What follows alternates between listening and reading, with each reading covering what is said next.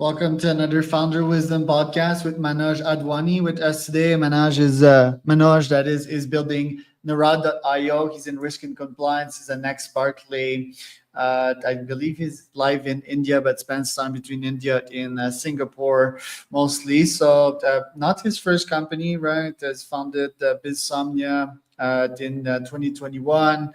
He's been a growth consultant as well for quite some time. So I'm just eager to get into it. But before we do, bookridegpt.com is presenting this podcast. If you want to take your LinkedIn post and feed them to BookRideGPT, we'll come back to you with a full Kindle book in 4 minutes. The first credit is on me, so bookridegpt.com. Manoj, welcome to the pod. Tell me a bit more about yourself and what you're up to nowadays. Yeah, so Charles, thank you so much for inviting me to the podcast. Looking forward to the conversation that we are going to have. So, Charles, I think you already have briefed about what I have been doing so far. And yes, so currently I'm building Naro.io. So at Barclays, when I used to work at Singapore, one of my prime job role was to respond to the security questionnaire that comes from regulator, auditor, and clients, and that was very tedious. So now that's the problem we are solving at Narad with the AI. So what would take you weeks or days, we get it done in the minutes, and that's what we are solving at Narad. So it's like a dog feed. Whatever was my problem, I'm just finding the solution, and then eventually that has become the solution to a lot of my enterprise clients. Right. Okay, so it's an AI-powered platform, delivers accurate reference backed answer to InfoSec questionnaires. What is an InfoSec questionnaire? Okay, so Charles, let me break it down for the audience. Let's say you're staying in US or you're staying in any country and you apply for the visa to another country. So Mhm. they won't just give you direct visa. They will send you some questions that you need to answer those questions if you really want the visa to that country. Those questions are nothing. That's just a security assessment of your profile that that should the government allow you to enter the country, should you be given the visa. Okay, so that's for like government looking at a normal human being. Now look at the lens when the big enterprise clients, let's say Amazon, wants to work with you. They will not just give you the contract as it is. They want to check first what kind of security procedures you follow, what kind of controls you have, and to assess this security, what they do, they send you an infosec questionnaire. This Hmm. questionnaire will have all the questions related to your policies, your controls, how do you secure your data, how do you make your privacy and everything. And once you fill out this InfoSec questionnaire, only then any enterprise client would work with you. So this assessment, it has got many names. Few people call it InfoSec questionnaire, few call it security assessment, few call it vendor risk assessment, third party assessment. Yeah, so that's what we do, Oh, Charles. that's interesting. Yeah, I can see the value there. It's a nice little ROI calculator that you have there. And I believe every website should have these, right? Like to demonstrate your ROI. How do you get your clients? Do you do any outreach? Is it SEO? Is it ads? Yeah, so currently all the clients that we are getting, Charles, are the two major platforms. One is what I write on LinkedIn. So I'm very active on LinkedIn. I do not miss even a day when I don't write about myself or my product. And second thing is, I go to every event, so I don't miss a chance to show up. And just a matter of fact, even like before this podcast, I was like super tired. But then I asked myself, like, showing up has worked so far. Like, so let's show up. So that's the second thing. Like, I make sure that I show up to every event that's happening in around me. In fact, like I told you earlier, I was in Singapore last week just for a 2 days event. And third is my cold emails. I do a lot of cold emailing, and in my cold email, the one thing that works very well because I worked in this particular domain, so people understand that someone coming from the domain understands that how what kind of problem people face when the infosec questionnaire comes. So these are the three major routes that I'm taking for my client outreach. Probably looking for few more when we grow. I was active on LinkedIn as well until they suspended my account for no good reason. So shout out to the LinkedIn compliance team that's listening to this.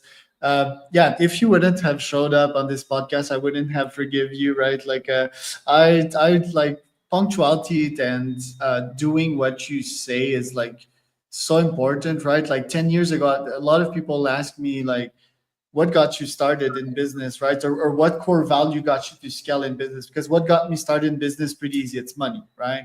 But what got me to scale is a simple dictum, and I still remember saying that, like with my first mentor, it's action over words, right?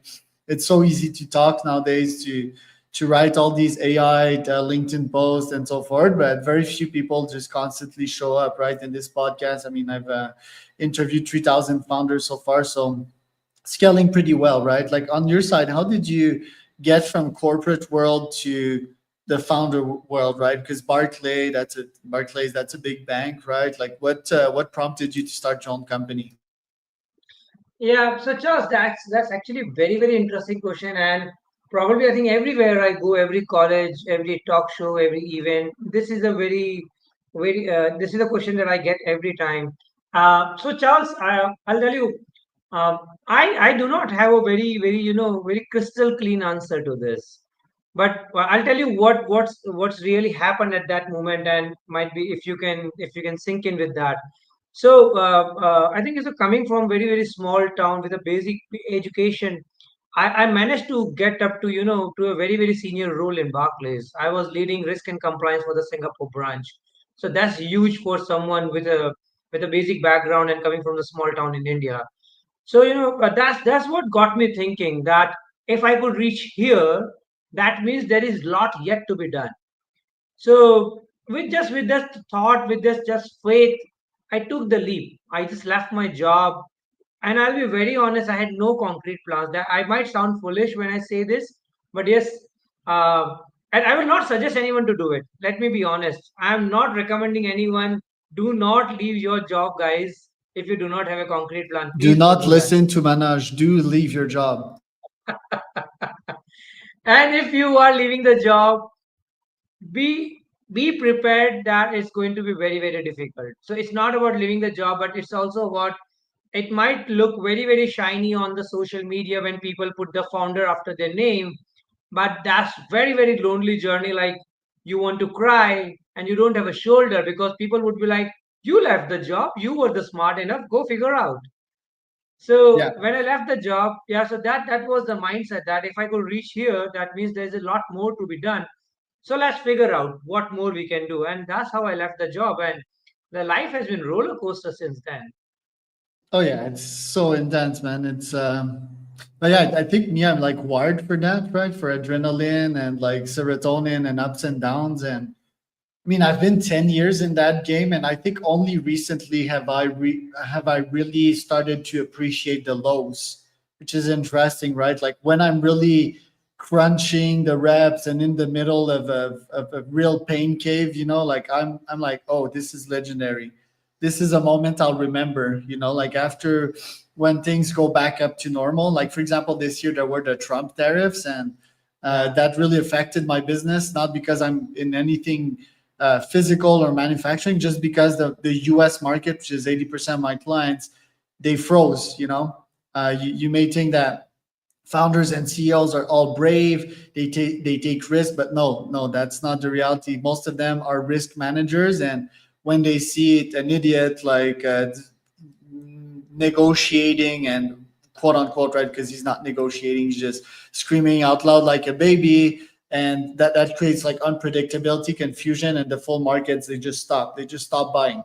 So something that is very interesting to them, like my solutions, right, like GTM as a service, they're like, okay, this is nice, yes, we definitely see the value, but right now we're not taking any decision, right? So that means that my sales cycle has tripled, 10x, and that's quite hurtful for cash flow in the business. So sort of had to deal with that beginning of the year, and like you said, it's very lonely, right? Like you're by yourself, and it's like your own struggles, your own mental capacities. I believe like you had to shut down your business in 2022, right? Bizsomnia. So Yeah. what happened there? How did you deal with that? How did you negotiate it with that? Because I see that right after that became a growth consultant, and now up until a couple of months, you started Narad, right? So how did you digest that failure, and how did you pivot from that? Yeah, so Charles, very interesting. Like I said, that when I left the job, it was completely unplanned. Uh, uh, like I was just okay. I have an idea. Let's leave the job and let's start doing it. But what I realized that startup world is very very different. Like people, all of them talk about the product market fit (PMF), but there are very few who talk about the PFF, product founder fit. And that's what I figured out. Like while I was doing Bitsomia, it was a B2B marketplace. I was not the right founder to build it. Because like when you're trying to sell something, be it a service or be it a product, you need to have a genuine distribution, or you need to have a genuine authority or thought leadership in that particular domain or in that particular market. And because I had never worked in the SME B2B market, so no matter what I'm saying, what I'm telling, what I'm selling, people are not interested. So we burnt a lot of money. We love and we wasted a lot of time. But I think then there was a moment. That's when I realized that this is not going anywhere. I'm just burning my time. I'm just burning my money. Uh, and no one else can come and tell you when you're going wrong. It's like you have to realize at your own that like in a trading, there is a movement called stop loss. You need to understand when you have to stop. You cannot go all in. So I think that was the moment I realized that no matter how much time I'm going to spend on this, even if this particular business will become profitable at some point of time, this will not become as huge as I really want to become as an entrepreneur. And that was the moment I was like, okay, let me stop the operations for Bitsomia and take a break, figure out what more can be done. So that was the time we stopped the operations at Bitsomia. Probably for I think around 18 or 24 months, I did couple of courses that talks about the startups, GTM, product growth. And because I come from the corporate, I understand the project management very well. So I started doing the consulting for the smaller companies in the project management, that what people can do and everything. And then fast forward to 2024, when I got my hands on AI, and that's where I realized that this particular problem that I was facing back in Barclays of answering the questionnaires manually, I think now I can use AI for it. And that's where I realized, okay, this has got the product market fit because the problem is there. I have experienced it firsthand. This has got the product founder fit because I think I'm kind of the best founder to solve this because I've done it myself. And the best part is when I go and tell to anyone, okay, you want to buy this solution, the person would be, yeah, he's an ex-Barclays. I think he knows what he speaks. So no, that gives me a lot of authority, and that's the reason I think the baggage that I bring along from my first startup, my first failure, and a lot of time that I spent in the consulting with another companies, that is helping me a lot right now in Narad, and that's what we have been doing for last 4+ years. Yeah, product founder fit is usually important, right? But there's also, yeah, I interviewed like YC founders, Y Combinator founders, and sometimes they have like zero product founder fit because it's their first companies, right? But the kids are super smart, super ambitious. They have moats. For example, I spoke to a YC founder yesterday. He did a 700-mile bike run in Ah, Colorado, and he won it. He won the goddamn thing, like against 300 other competitors. And I'm like, holy shit. So yeah, the moral here, I think product founder fit is hugely important, but there's always like other ways that you can compensate if you even if you didn't have experience in that field. For other new founders listening to this, I think another big insight is like, okay, you failed at this SaaS or this startup of yours, and then you came back to the agency and consulting world, which is what we do as founders, right? That you don't come back to the job market. And why I was telling people not to listen to you, not to start their companies, I was half kidding there because I think that very sure are going to survive this AI age if they're not entrepreneurs. Their success rate, if they're not entrepreneurial in the AI age, is 0%. If they start a company, it's maybe 10%, right? Especially if they yeah. don't have the profile, right? Because it's very hard, like we said. So I think that, yeah, if you failed your company, you can always take what you've learned from there and consult for other companies and get the cash, reimburse your debts, and launch again, right? Like, and I Yeah. think that's sort of the best way to go. But like you said, I think it's very challenging to be an entrepreneur. It's very lonely, right? There's like a million obstacles, and I think you need to learn all these skills on the flies that the system, society, your parents didn't teach you, right? Like it's a whole new alien world out there. So, what tips do you have for the audience to build skills that are mostly entrepreneurial and will be AI era proof? And what do you do on your side when it gets really challenging and when you get lonely and when you're in the valley of despair? What mechanism surfaces in you? Yeah, so Charles, before I answer that, actually, there's just one point you talked about that when you're speaking to the YC folks, that they were not the product founder fit, but they figured it out. So, also for the sake of the audience and specifically the new boys, new founders, those who are trying to start out there. So there are always the outliers. There are always outliers, and like people always, and that's the problem of the society. Like whenever we try to gauge something, we try to give the example of the outliers. Like even when I talk to the people in college, they are like, okay, I'm getting dropout because Mark Zuckerberg did. Or, Yeah. I think that is right. I'm not denying it. But I'm like, if you're an outlier, you would not be sitting here and listening to me. That's very honest. Right. And small parenthesis, do not copy an outlier, but you absolutely need to be an outlier to be Yes. successful. Like, I mean, the successful entrepreneurs, they're like 1%, literally. 100%, 100%, I agree. And that's the reason I said, because see, I am a very, very average guy. Like if you look at my whole academics, all my job path, like from a junior guy to the senior guy, it took me 13 years. It didn't happen overnight for me. And I knew this all the while, and even I knew this today. Like when you're very, very average, what works is the hard work. Because everyone is trying to find out the shortcut out there. So the only way you can outsmart is by doing that extra effort. And the problem is specifically today, and because everyone is talking about the AI, everyone's talking about the shortcuts. People want shortcut, and there is no shortcut to success. That's the problem.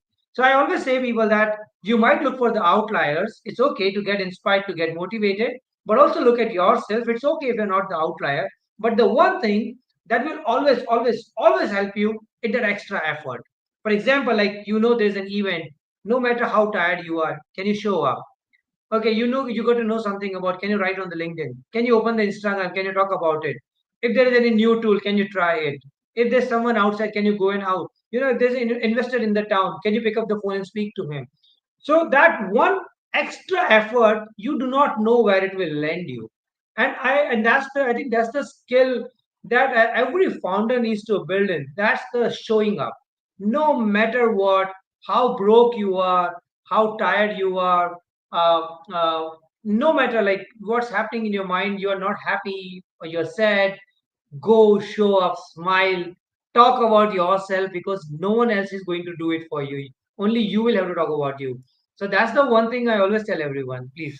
Yeah, yeah, I like that. I think I don't think I'm average, but I think I'm a late bloomer. Like in everything in life, like I was, and I'm quite an extreme guy as well. So in some measures I'm very early, and in some others I'm a late bloomer. But if we talk about my billion or trillion dollar goals, I'm pretty sure I'm gonna late bloom on these. But if we check like Elon, for example, I think Elon, Zuck, they do have an IQ advantage over me, different educations and different circumstances. But I still think I have an edge on these guys, especially over the long term. But if you look at what they did, especially Elon, right? I think they were quite extreme, and they set themselves humongous challenge. Like coming back to the YC guy that I mentioned yesterday, he was at the start of this race that was 700 mile, right? And just to do that, you need to be insane. Elon, he had a Yeah. couple of exits. Instead of just like investing them in boring shit, he started SpaceX, and he started Tesla, two gigantic challenges, humongous challenges. And just for him to throw himself into that, I think that's what it takes also as a founder, is to take extreme risks, and there's all these risk management people out there. I think you were one of them at Barclays, sort of, right? But I think in the end, you need to take gigantic risks. That's one. And then you need to have the stamina to withstand these risks and these storms, right? And Yes, eventually, I think you yes. get through them. So if I would have like one piece of advice for myself, I think I'd love to take way more business risks, right? On the financial side, but also like here, I'm quite comfortable doing these podcasts, getting paid on a monthly basis, have a nice life. But I think it's and I mean, I have a pretty challenging life as well. It's not like if I have this nice life all the time, but I would throw myself into harder ventures and probably throw more risk on my side. What do you think about that? Yeah, so I think I kind of agree that uh, only way you can make it big by taking that extra risk. Like, no matter what I think today, but I think leaving that comfortable job, staying in Singapore, sitting in Marina Bay Sands, I was pretty comfortable doing that stuff. So, so to leave that, that was a risk. And if I would not have taken that risk, and I tell everyone that what I learned in 13 years at job and what I learned in the 44 years of entrepreneur is, I think, 100 times more.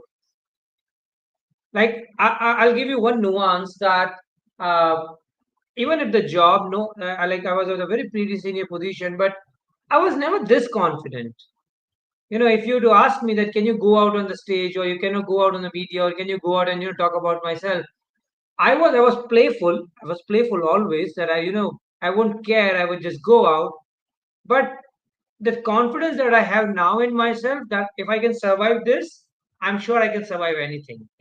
Like the first 2 years when I left the job, being out there without making a penny for 2 years.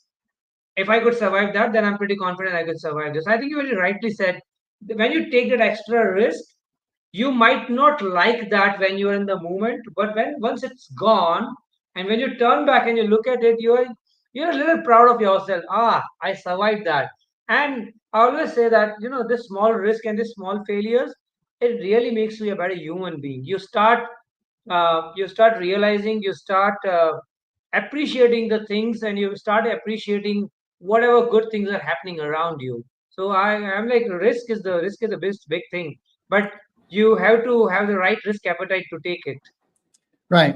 I think like also entrepreneurship is directly aligned with our competitive human nature, right? And it's like no Mm, safety nets. I don't think as humans we're meant to have all these nice social safety nets. It's an opinion yeah. of mine, and I think that people that are in the 9 to 5 rat race sort of, they get other types of pain. They get the midlife crisis, right? They get the, hey, I'm gaining this money, but there's inflation and the costs are rising, and I'm left out in the same old job with the toxic boss or toxic coworkers. It's like choose your poison, right? So I think the best poison to pick can be entrepreneurship. You learn all of these skills which you can bring back into your life. Be better at relationships. Be take more care of your health, right? Take your health into your hands and being entrepreneurial about your health. So I think you learn all of these top skills with that. So Manoj, where can people find out more about you? So I think that the relationship part that you said, Charles, I never took it very seriously earlier, for because I think at the job you are most of the time, you are just worried about your own performance. You're like, okay, as Yeah, it's far as I'm doing politics. my, yeah, because it's like, as far as I'm doing my stuff, I'm getting paid, I'm getting promoted, I'm done. But the moment you get into this environment, you are like, now. So I'll just like few weeks back, I was talking to my team, and we were like figuring out, what should be done. And I was like, my goal is that everyone in my team should have a BMW probably in the next 3 years, because that's what I really want to do. Series When I was, 7. yeah, in next 3 years, I really want to have that for everyone in my team, and because that's what I will call success.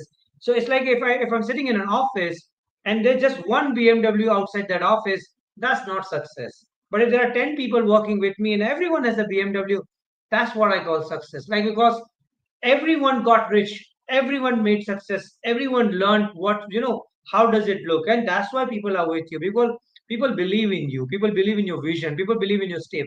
Because that today when I go to the office, I tell them, okay, let's build this new feature, or let's shoot that new video, or let's write this new blog. They are like, okay, if Manoj is saying about it, that means he believes in it and it will work. So this relationship thing worked. I think I never took it so seriously. until I was a job. Yeah, the relationship with the family is different. In fact, that also has got very, very deep now. If I look back, like I've been married for almost 12 years now. So I always was a too much family person. But now when I look back, the kind of support I get from my family, when I told my wife that, okay, I'm leaving the job, like without the blink of the eye, she was like, yeah, let's do it. I was like, oh my God, I thought I will have to, I'll have to convince her, but that didn't happen. So all the small movements when this happened, and then you were like, I think these are the things you never appreciated, and all these things when they come together, you are like, nah, you have to take care of relations too. The entrepreneurship is like taking people together, walking along. You cannot just walk in the front and say I'm the leader. Leaders are who bring people together. Right. Yeah, a good leader takes care of its people. So Manoj, where can people find out more about you and your company? Sorry, just say that again, Charles. Yeah, where can people find out more about you and your company? Websites, Where can LinkedIn, yeah. etc. Yeah, so like I said, I'm very, very active on LinkedIn. I do write a lot about myself. I'm very active on Instagram, but most of my content is in the local language, that's in Hindi, and also on YouTube, where I run a small podcast of mine talking about the founders, my founder friends, those who are around. But I think for the official purpose, the best place to follow me is the LinkedIn, and I think I've got a very unique name, Manoj Adwani, very, very easy to find. And a lot of time I show off. If you want to know about me, just Google my name, you will get to know about me. All right. So Manoj,